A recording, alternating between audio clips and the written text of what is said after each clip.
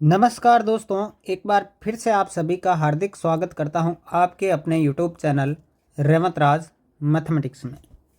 साथियों, ठीक दोपहर के 3 बज रहे हैं और आप सभी को पता है कि 3 बजे अपनी जो है वो रीट 2022 के लिए हिंदी के मॉडल टेस्ट पेपर नंबर की शुरुआत होती है नंबर 4 के आज से। तो साथियों, निःशुल्क बैच रहेगा केवल और केवल यूट्यूब पर। आप सभी को पता है रीट 2022 की आपकी तैयारी को बेहतरीन करने के लिए हम आपके लिए ये टेस्ट सीरीज बिल्कुल निःशुल्क लेकर आए हैं। तो चलिए दोस्तों, एक बार सभी जुड़ जाइए। सभी को गुड आफ्टरनून, सभी का स्वागत है आपके अपने यूट्यूब चैनल पर। चलिए जल्दी से लाइक कर दीजिए, शेयर कर दीजिए सेशन को, ताकि सभी लोग जुड़ जाए और इस धमाकेदार टेस्ट की हम शुरुआत करेंगे। चलिए, सभी को गुड आफ्टरनून, सभी का वेलकम साथियों। चलिए जी, हिंदी मॉडल पेपर नंबर 4 की बात करेंगे। कुल 30 क्वेश्चन रहेंगे और 30 में से आज आपके कितने सही होते हैं लास्ट में कमेंट बॉक्स में कमेंट करके ज़रूर बताना है। तो चलिए साथियों, पहला क्वेश्चन आपके स्क्रीन पर आ चुका है। संविधान की 8वीं अनुसूची में अब तक कितनी भाषाएं सम्मिलित की जा चुकी है? बताइए राइट आंसर क्या रहेगा।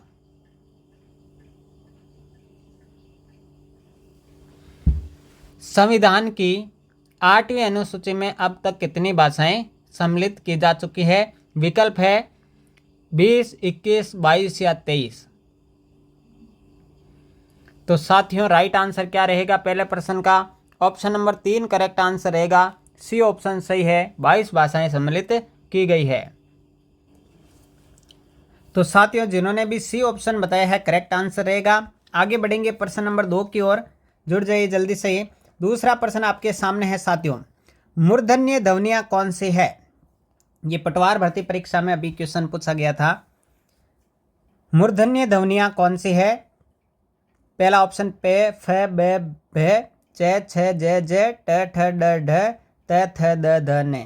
बताइए मूर्धन्य ध्वनियां इनमें से कौन सी है? जल्दी से कमेंट बॉक्स में कमेंट करेंगे।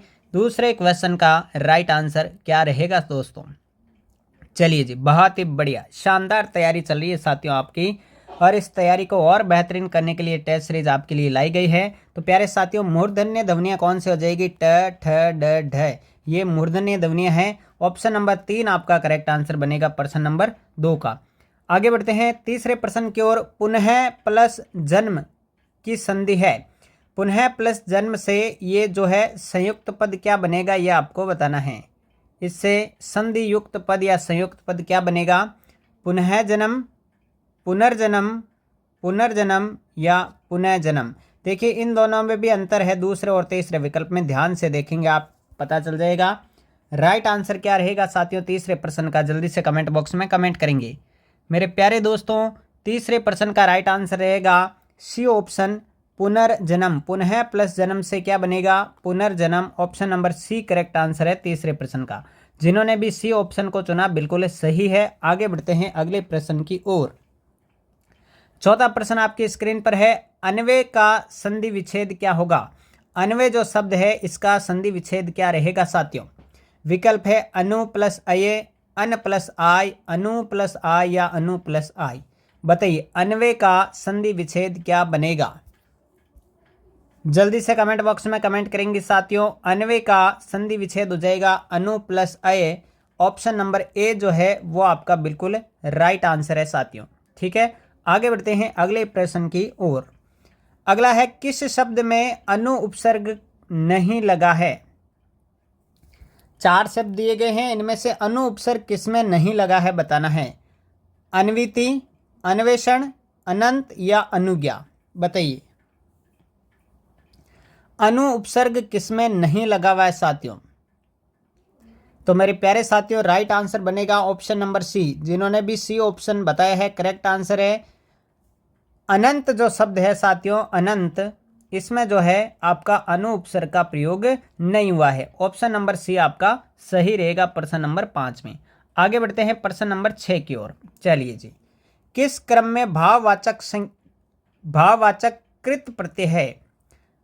किस शब्द में या किस क्रम में, किस ऑप्शन में भाववाचक कृत प्रत्यय लगा हुआ है? लिखाई, पियक्कड़, लुटेरा या चालाक।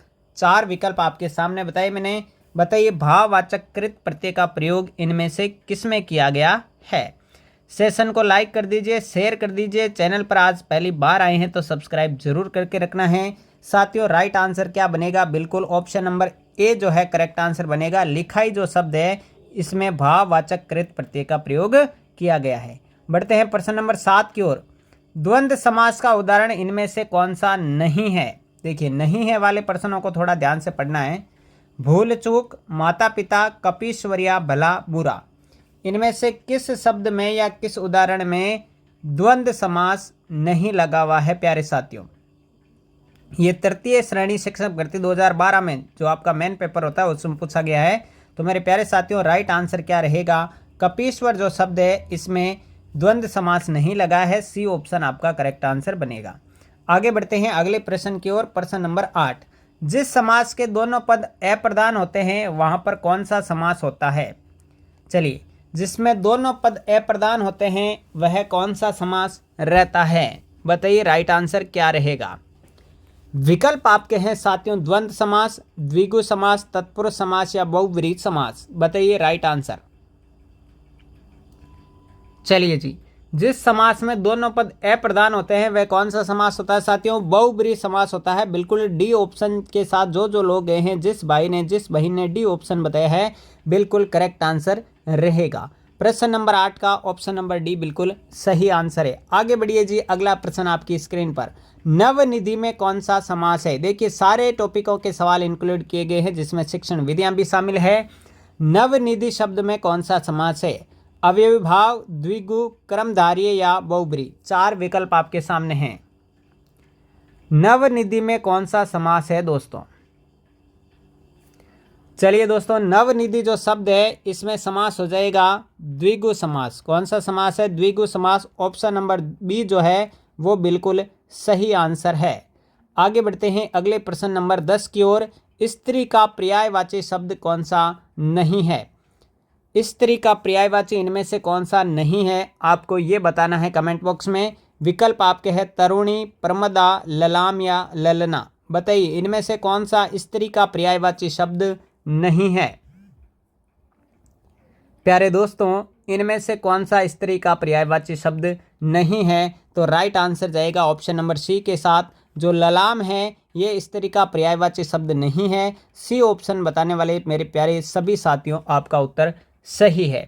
तो सी ऑप्शन बिल्कुल करेक्ट आंसर है प्रश्न नंबर किसका, 10 का। समझ में आ गई बात। चलिए आगे बढ़ते हैं प्रश्न नंबर 11 की ओर। निराहार का विलोम शब्द कौन सा है। निराहार का विलोम शब्द कौन सा रहेगा ये बताना है आपको प्रश्न नंबर 11 में। अनुहार, आहार, विहार या संथार। 4 विकल्प है साथियों। निराहार का सही विलोम शब्द क्या रहेगा। तो प्यारे साथियों राइट आंसर हो जाएगा आहार। निराहार का विलोम शब्द आहार रहेगा। दूसरा ऑप्शन बताने वाले सभी साथी बिल्कुल सही है। सेशन को लाइक शेयर कर दीजिए, चैनल पर नए हैं तो सब्सक्राइब कर लीजिए। आगे है 12वां प्रश्न। पति और पत्नी के लिए प्रयुक्त सही शब्द क्या है। पति और पत्नी इन दोनों के लिए प्रयुक्त शब्द कौन सा रहेगा ये बताना है। दंपति, दंपति, दंपति या जंपति। देखिए यहाँ पर आपकी शब्द शुद्धि का भी जो है नॉलेज हो जाएगा आपको। पति और पत्नी को संयुक्त रूप से एक ही नाम से किस नाम से पुकारा जा सकता है ये बताना है। प्रश्न नंबर 12 का राइट आंसर क्या रहेगा। तो दोस्तों प्रश्न नंबर 12 का राइट आंसर दूसरा विकल्प रहेगा बी ऑप्शन दंपति। देखिए दंपति में ती बड़ी आएगी ये ध्यान रखना है। ऑप्शन नंबर बी आपका करेक्ट आंसर रहेगा प्रश्न नंबर 12 का। बढ़ते हैं प्रश्न नंबर 13 की ओर। इनमें भाववाचक संज्ञा कौन सी है। बालक, सुंदर, बचपन या 55। बताइए आपको 4 शब्दों में से भाववाचक संज्ञा छांटनी है साथियों। जल्दी से बताइए राइट आंसर क्या रहेगा। तो प्यारे साथियों राइट आंसर क्या रहेगा इसका। राइट आंसर रहेगा ऑप्शन नंबर सी। बचपन जो है बचपन। जी हाँ साथियों बचपन शब्द जो है वो आपका भाववाचक संज्ञा का शब्द है। कौन सी संज्ञा का, भाववाचक संज्ञा का। तो जिस बहन ने सी ऑप्शन बताया है करेक्ट आंसर रहेगा। आगे बढ़ते हैं अगले प्रश्न की ओर। अगला प्रश्न आपकी स्क्रीन पर ये रहा। तो साथियों प्रश्न नंबर 14 देखिए, टोकरी में मीठे संतरे हैं, इसमें मीठे शब्द का कौन सा विशेषण है? परिमाणवाचक, संख्यावाचक, सार्वनामिक या गुणवाचक? तो साथियों, टोकरी में मीठे संतरे हैं, इसमें मीठे शब्द में कौन सा विशेषण प्रयुक्त हुआ है? तो ये मीठा जो है इसका संतरे का क्या बता रहा है साथियों? गुण बता रहा है। क्या बता रहा है? गुण। तो मेरे प्यारे साथियों, बिल्कुल आपका सही जवाब आ रहा है गुणवाचक। यहाँ पर राइट आंसर हो जाएगा गुणवाचक विशेषण। ऑप्शन नंबर डी जो है वो करेक्ट आंसर जाएगा प्रश्न नंबर 14 का। आगे बढ़ते हैं प्रश्न नंबर 15 की ओर साथियों। 15वां प्रश्न है, क्रिया के उस रूपांतरण को जिससे क्रिया के व्यापार का समय तथा उसकी पूर्ण या अपूर्ण अवस्था का बोध होता है, उसे क्या कहा जाता है? विकल्प आपके हैं समास, सर्वनाम, काल या कारक। बहुत ही शानदार, बेहतरीन, उम्दा क्वेश्चन साथियों। क्रिया के किस रूप से क्रिया के व्यापार, काल और उसकी अवस्था का पता चलता है मेरे प्यारे साथियों? तो प्रश्न नंबर 15 का यहाँ पर राइट आंसर रहेगा काल से पता चलता है साथियों। सी ऑप्शन जो है आपका करेक्ट आंसर जाएगा प्रश्न नंबर 15 का। आगे बढ़ते हैं प्रश्न नंबर 16 की ओर। चलिए जी, निम्न में से मिश्रित वाक्य है, निम्न में से मिश्रित वाक्य है। पहला विकल्प वर्षा हो रही है, दूसरा विकल्प मैं पढ़ता हूँ और वह खेलता है, सुधीर पढ़ता है, चौथा ऑप्शन है मैंने सुना है कि नीना पास हो गई। बताइए इनमें से कौन सा मिश्रित वाक्य है? इनमें से कौन सा मिश्रित वाक्य है मेरे प्यारे साथियों? राइट आंसर क्या रहेगा? चलिए जी, बहुत ही बढ़िया। मिश्रित वाक्य की पहचान आप सभी को पता होनी चाहिए और यहाँ पर जो राइट आंसर जाएगा वो जाएगा ऑप्शन नंबर डी के साथ, मैंने सुना है कि नीना पास हो गई। देखिए ये की जो शब्द आया हुआ है ये वास्तव में की यानी चाबी है किसकी? मिश्रित वाक्य की। तो यहाँ पर मिश्रित वाक्य कौन सा हो जाएगा साथियों? ऑप्शन नंबर डी वाला, मैंने सुना है कि नीना पास हो गई। चलिए दोस्तों, बहुत ही शानदार। आगे बढ़ते हैं प्रश्न नंबर 17 की ओर। अब आपके जो प्रश्न आ रहा है वो आ रहा है चिन्ह वाला। लाघव चिन्ह का प्रयोग होता है उद्धरण के लिए, बड़े अंश का संक्षिप्त रूप लिखने के लिए, त्रुटि सुधार के लिए, अभिवादन के लिए। चलिए बताइए लाघव चिन्ह का प्रयोग जो होता है वो किसके लिए किया जाता है? तो दोस्तों इसका राइट आंसर क्या रहेगा? जल्दी से कमेंट बॉक्स में कमेंट करेंगे। प्यारे साथियों, लाघव चिन्ह का प्रयोग जो होता है वो किसके लिए होता है? वो बड़े अंश का संक्षिप्त रूप लिखने के लिए किया जाता है। जैसे आपने सुना होगा डॉक्टर को ऐसे डॉक्टर ना लिख के क्या लिखा जाता है? इस प्रकार लिखा जाता है। तो ये क्या हुआ? इस डॉक्टर नाम का जो है वो संक्षिप्त रूप हुआ, छोटा रूप हुआ। तो यहाँ पर ये जो शब्द लगा हुआ है ये कौन सा शब्द है साथियों? लाघव चिन्ह है। कौन सा चिन्ह है? जो चिन्ह लगा हुआ है वो कौन सा है? लाघव चिन्ह है मेरे प्यारे साथियों। प्रश्न नंबर 17 का ऑप्शन नंबर बी जो है वो आपका करेक्ट आंसर बनेगा। आगे बढ़ते हैं प्रश्न नंबर 18 की ओर। दोस्तों लाइक कर दीजिए सेशन को। 18वां क्वेश्चन आपकी स्क्रीन पर हाजिर है। भाषा अर्जित करने की प्रक्रिया में किसका महत्व सर्वाधिक है? शिक्षण विधियों का क्वेश्चन है। भाषा अर्जित करने की प्रक्रिया में किसका महत्व सर्वाधिक है? भाषा कक्षा का, भाषा प्रयोगशाला का, पाठ्य पुस्तक का या समाज का? बताइए राइट आंसर क्या रहेगा साथियों? भाषा अर्जित करने की प्रक्रिया में किसका महत्व सबसे अधिक है?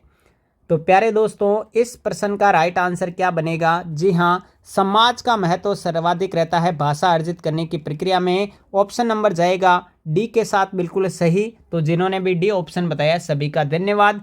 आगे बढ़ते हैं अगले प्रश्न की ओर।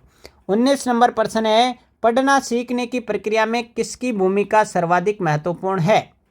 भाषा प्रयोगशाला की, बाल साहित्य के सार्थक प्रयोग की, पाठ्य पुस्तक की या भाषा परीक्षाओं की? बहुत ही शानदार, समझ पर आधारित प्रश्न साथियों। पढ़ना सीखने की प्रक्रिया में किसकी भूमिका सर्वाधिक महत्वपूर्ण है? जल्दी से कमेंट बॉक्स में कमेंट करेंगे। तो साथियों पढ़ना सीखने की प्रक्रिया में सबसे अधिक भूमिका किसकी रहती है? बाल साहित्य के सार्थक प्रयोग की। Option number B correct answer रहेगा। जिन दोस्तों ने बी ऑप्शन बताया है बिल्कुल करेक्ट आंसर दिया है। चलिए बहुत बहुत धन्यवाद साथियों। बहुत शानदार क्वेश्चनों की ये टेस्ट सीरीज रहेगी अपनी परीक्षा तक। इसी प्रकार से आपके साथ में हम बने रहेंगे। आगे बढ़ते हैं अगले प्रश्न नंबर 20 की ओर। भाषा के संबंध में उपचारात्मक शिक्षण का उद्देश्य क्या है? पहला, भाषा प्रयोग संबंधी कठिनाइयों की पहचान तथा उनका निदान करना, बच्चों को व्यस्त रखना, बच्चों को श्रेणीवार विभक्त करना या बच्चों की त्रुटियों की केवल सूची बनाना। भाषा के संबंध में उपचारात्मक शिक्षण का मतलब क्या है मेरे प्यारे दोस्तों, ये आपसे इस क्वेश्चन में पूछा गया है। तो बताइए राइट आंसर क्या रहेगा प्रश्न नंबर 20 का।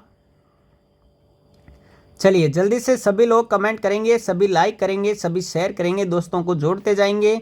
तो साथियों यहाँ पर जो राइट आंसर बनेगा प्रश्न नंबर 20 का वो बनेगा आपका ऑप्शन नंबर ए, भाषा प्रयोग संबंधी कठिनाइयों का पता लगाना और उनका निदान करना जो है भाषा के संबंध में उपचारात्मक शिक्षण का अर्थ रहेगा, उद्देश्य रहेगा। तो ए ऑप्शन जिन साथियों ने दिया है बिल्कुल सही दिया है।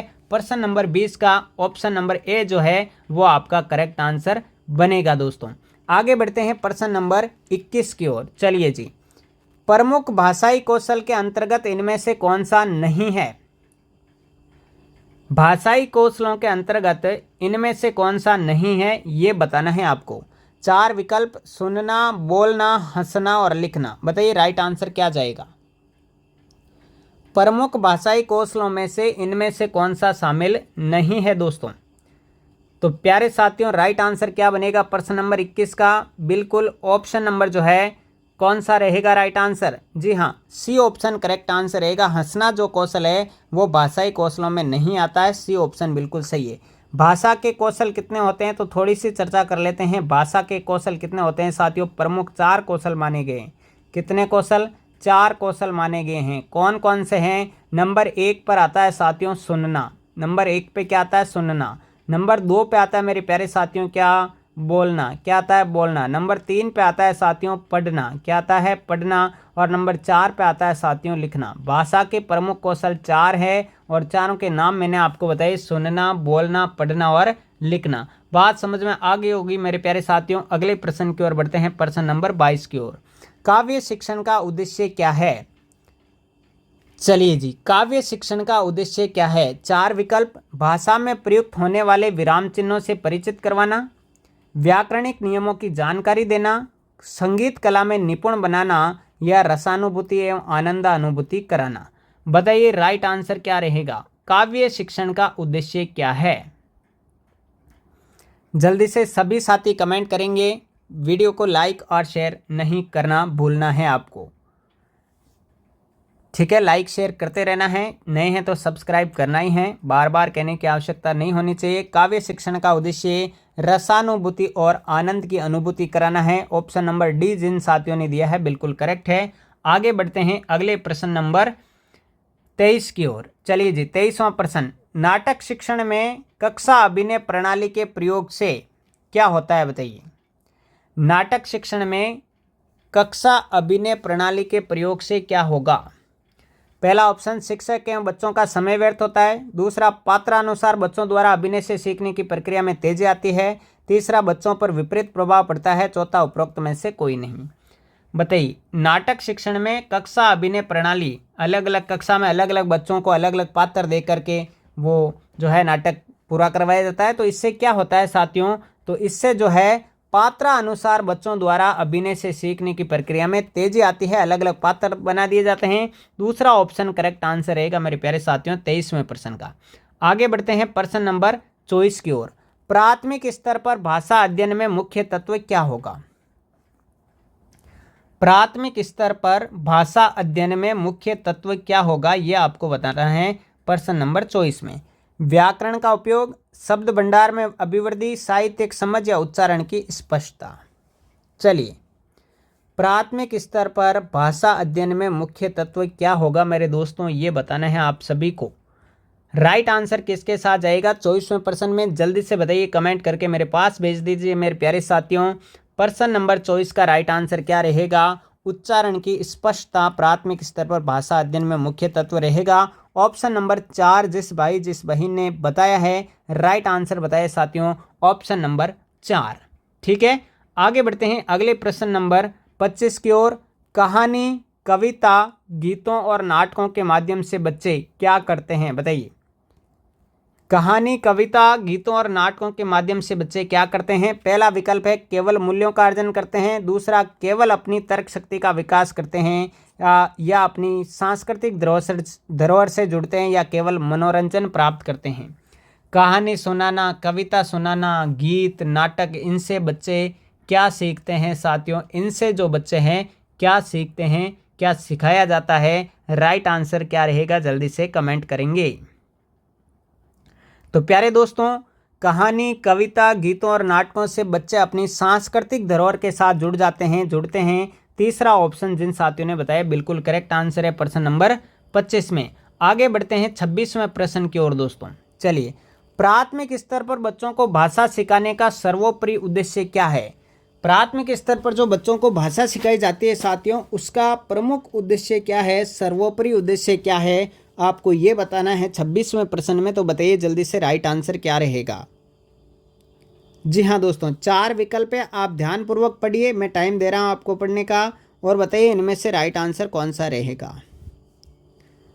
चलिए जल्दी से कमेंट करेंगे। प्राथमिक स्तर पर बच्चों को भाषा सिखाने का सर्वोपरि उद्देश्य क्या है साथियों? तो प्राथमिक स्तर पर जो भाषा सिखाई जाती है साथियों, उसका उद्देश्य क्या है कि अपनी बात को दूसरों के समक्ष अभिव्यक्त करने की कुशलता का विकास करना बच्चों में। ऑप्शन नंबर 4 जिन्होंने दिया है बिल्कुल सही आंसर है। आगे बढ़ते हैं अगले प्रश्न नंबर 27 की ओर। लिखना क्या है साथियों? लिखना क्या है? एक बेहद जटिल प्रक्रिया है, एक अनिवार्य कुशलता है जिससे जल्दी प्राप्त किया जाना है, एक तरह की बातचीत है, या एक अत्यंत यांत्रिक प्रक्रिया है? बताइए लिखना क्या है साथियों?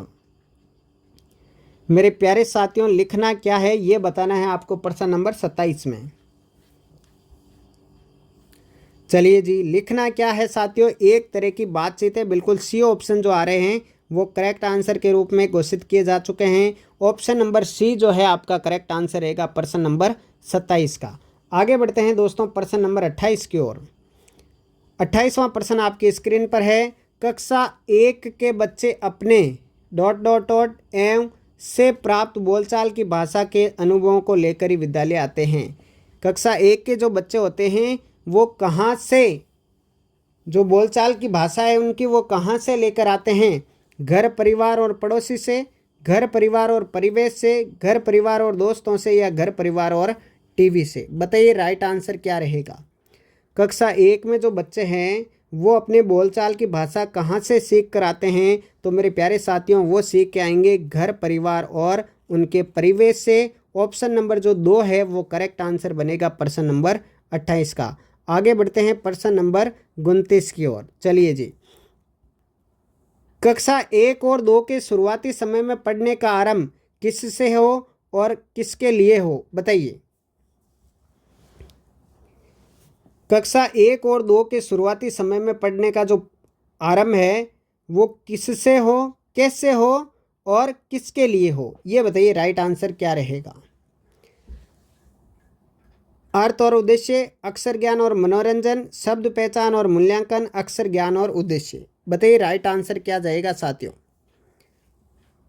तो राइट आंसर क्या रहेगा मेरे प्यारे साथियों? ऑप्शन नंबर 1 राइट आंसर रहेगा। कक्षा 1 और 2 के शुरुआती समय में पढ़ने का आरंभ अर्थ से के साथ हो और किसी उद्देश्य के लिए होना चाहिए। तो पहला ऑप्शन जिन्होंने बताया बिल्कुल करेक्ट आंसर है 29 में। बढ़ते हैं आज की क्लास के अंतिम प्रश्न की ओर। इनमें से कौन सा प्राथमिक स्तर पर हिंदी भाषा शिक्षण का उद्देश्य नहीं है? नहीं वाले का ध्यान रखना है साथियों। इनमें से कौन सा प्राथमिक स्तर पर हिंदी भाषा शिक्षण का उद्देश्य नहीं है? पहला ऑप्शन संदर्भ के अनुसार लगाकर पढ़ने का प्रयास करना, दूसरा चित्रकारी को स्वयं की अभिव्यक्ति का माध्यम बनाना, तीसरा बच्चों की भाषा और स्कूल की भाषा में संबंध बनाते हुए विस्तार देना, चौथा सुनी गई बातों को ज्यों का त्यों दोहराना। इनमें से कौन सा प्राथमिक स्तर पर हिंदी भाषा शिक्षण का उद्देश्य नहीं है? तो प्यारे साथियों राइट आंसर क्या हो जाएगा? Option number 4। जिन साथियों ने ऑप्शन नंबर 4 दिया है बिल्कुल करेक्ट आंसर है। तो बताइए आज आपके हिंदी में 30 में से कितने क्वेश्चन सही हुए? तब तक मैं टाइम टेबल बता देता हूँ। सुबह 7 बजे आपकी साइकोलॉजी की क्लास होती है और हो चुकी है आज की। फिर 10 बजे आपकी संस्कृत की क्लास चल चुकी है, आपने नहीं दिए तो टेस्ट दे दें। अभी 3 बजे जो हिंदी का टेस्ट चलता ही है, और रात को 8:30 बजे मिलेंगे राजस्थान जीके के साथ। तो चारों कक्षाएं आप देख लें। आपने पिछली 2 कक्षाएं नहीं देखी है, 2 टेस्ट नहीं दिए हैं, तो अभी आपको देने हैं। साथियों, आपकी तैयारी को और बेहतरीन करने के लिए हम लगातार प्रयास कर रहे हैं और जल्द ही बाकी विषयों की भी क्लासें आपकी स्टार्ट कर दी जाएगी। तो चैनल से जुड़ जाएं, आज ही सब्सक्राइब कर लें और अपनी तैयारी को 4 चांद लगाएं। तो साथियों, पढ़ते रहिए, आगे बढ़ते रहिए, मुस्कुराते रहिए। मिलते हैं साथियों रात को 8:30 बजे राजस्थान जीके के सेशन के साथ में। तब तक के लिए जय हिंद, जय भारत, थैंक यू।